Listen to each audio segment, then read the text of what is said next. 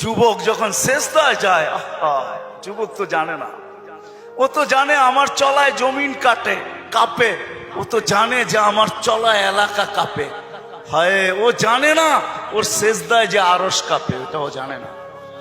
যদি জানতো তো এলাকা কাঁপাইতো না, যদি জানতো তো জমিন কাঁপাইতো না, ও সেজদা দিতে থাকতো আর আরশকে কাঁপাইতে থাকতো।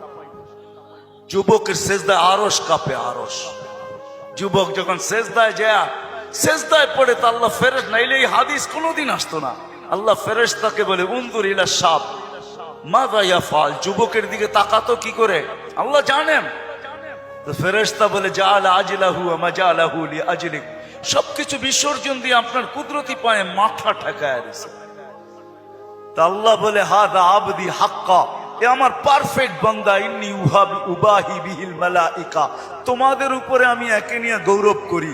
যখন সেজদায় চিৎকার দেয় সুবহানা রাব্বিয়াল আলা, আল্লাহ বলে সাব্বাহতানি সাব্বাহতুক, তুই আমাকে পবিত্র বললি, যাহ তুই পবিত্র, তোর গুনাহ মাফ, সেজদার থেকে উঠার আগে মাফ।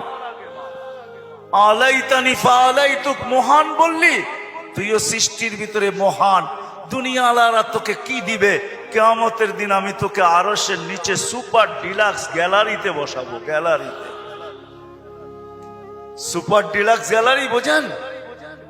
7 জনের ভিতরে একজন ওই যুবক যে যৌবন আল্লাহর সাথে বিনিময় করে। আল্লাহ বলে তাকে আমি আরশের নিচে গ্যালারিতে বসাবো। সাবআতুন ইয়াদিল্লুহুমুল্লাহু তাহতা দিল্লি। দুনিয়াওয়ালারা তোকে কি দিবে? দুনিয়াওয়ালারা অতক্ষণ দিবে যতক্ষণ স্বার্থ আছে।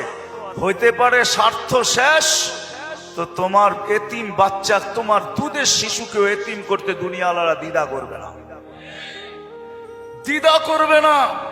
তোমার নববধূকে বিধবা বানাইতে দুনিয়াওয়ালারা দ্বিধা করবে না। অতদিন তুমি চামচ, যতদিন তুমি বোঝেন। রাগ হয়ে গেলেন? যুবক পায়ে হাত রাখি, মাপ চাই তোমাদের কাছে। অতদিন তুমি দুনিয়াওয়ালাদের কাছে দাম পাবে যতদিন তুমি চামচ হবে, চামচ। আল্লাহ বলে আমার কাছে দাম ভিন্ন, সত্য এটি।